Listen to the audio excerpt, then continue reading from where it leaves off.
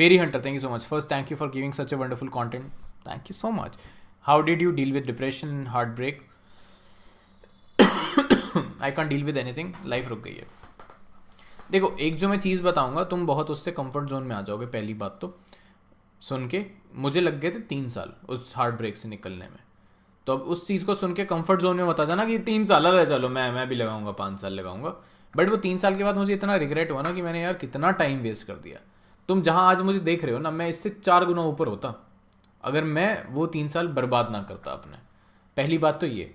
दूसरी बात, मुझे जिस दिन ये चीज़ रियलाइज़ हो गई ना कि मेरे मॉम डैड की मैं लास्ट होप हूँ, उस दिन से मैंने कभी पीछे मुड़ के नहीं देखा. क्योंकि यार द थिंग इज़ कि मेरे मॉम डैड ने मुझे अगर 25 साल, उस टाइम 25 साल के था शायद मैं, 25 साल अगर मुझे पाला है तो उनकी भी तो कुछ एक्सपेक्टेशंस है ना मुझसे.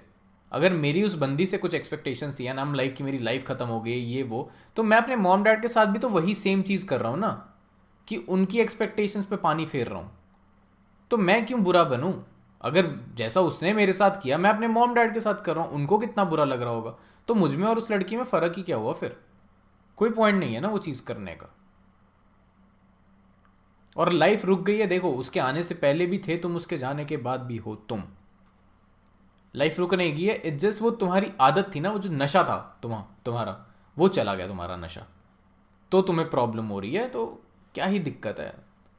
Just be a man dude. ये चीज़ें बहुत नॉर्मल हैं. लोगों का आना जाना ये सब लगा रहता है. ये बहुत नॉर्मल चीज़ें हैं. Every one is temporary in this world. And एक तरह से ये सोचो, मेरे साथ जो हुआ है मैं एग्जैक्टली वो चीज़ बताता हूँ. ये गॉड तुम्हारा टेस्ट ले रहे हैं कि जो लाइफ में आगे जो बड़े डिसीजंस अब तुम्हें लेने ना, बड़ी चीज़ें आने वाली हैं. क्योंकि जब तुम लाइफ में सक्सेस अचीव करते हो ना, तो उसके साथ साथ स्ट्रेस, ठीक है, फेलियर्स, वो सब आता है. तो गॉड अभी टेस्ट ले रहे हैं तुम्हारा कि तुम ये छोटे छोटे हार्ट ब्रेक्स के लिए रेडी हो क्या, छोटे छोटे झटकों के लिए रेडी हो. अगर तुम ये टेस्ट पास कर जाते हो, फिर गॉड तुम्हें सक्सेस देना शुरू करेंगे. एंड फिर गॉड तुम्हें और भी मे बी फेलियर्स दिखाएंगे, क्योंकि वो तुम्हें स्ट्रांग बनाना चाहते हैं. जब तुम बीमार होते हो तो कड़वी दवाई पीनी पड़ती है ना ठीक करने के लिए. गॉड तुम्हें कड़वी दवाई दे रहे हैं, अब कड़वी दवाई दे रहे हैं ठीक करने के लिए तुम्हें. मैं जो आज हूं ना, I be very honest with you guys, मैं ये बंदा ना होता अगर मेरा ब्रेकअप ना हुआ होता.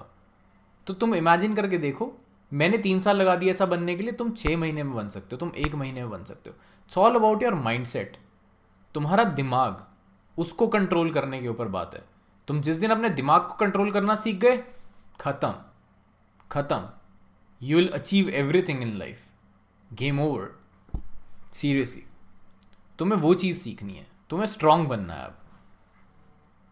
एंड तुम्हें थैंक यू बोलना चाहिए गॉड को कि गॉड तुम्हारे लिए इतना सोच रहे हैं आगे. वो अब तुम्हें स्ट्रांग बनाना चाह रहे हैं. ये चीज़ है. विनायक गुरु, thank you so much. And the other thing is कि तुम वो चीज़ देख रहे हो कि ऐसा ना ही हो जो मैं बोल रहा हूँ, बट तुम वो चीज़ देख रहे हो कि यार मेरी बंदी चली गई दूर. तुम उन लोगों की वैल्यू नहीं कर रहे हो जो तुम्हारे पास अभी भी हैं, तुम्हारे मॉम एंड डैड. समझ रहे हो मैं आगे क्या बोलना चाह रहा हूँ? मैं बोलना नहीं चाहता वो चीज़. तो इसलिए जो चीज़ें हैं ना, उनकी वैल्यू करना सीखो लाइफ में. उनकी वैल्यू नहीं करोगे तो तुम कुछ नहीं कर सकते हो ब्रो. मैंने ना ऐसे लोग, I will tell you very honestly, मैंने ऐसे लोग बहुत देखे हैं जो उनका कोई बहुत क्लोज, जब वो मर जाता है ना, डेथ हो जाती है, तो वो बहुत रोते हैं उस पर बैठ के कि यार ये कितना सही था या ये कितनी सही थी. बट वो जब जिंदा होता है ना, तब उन्हें वैल्यू नहीं होती है. और जब वो मर जाता है या मर जाती है, तो उसके बाद दे आर लाइक कि यार कितना अच्छा बंदा था, काश ऐसा करते, काश वैसा करते.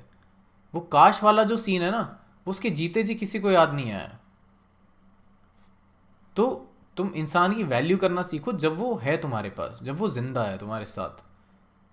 और ना कि जब वो चला जाएगा देन रिग्रेट करो, अरे काश मैं ऐसा कर लेता यार.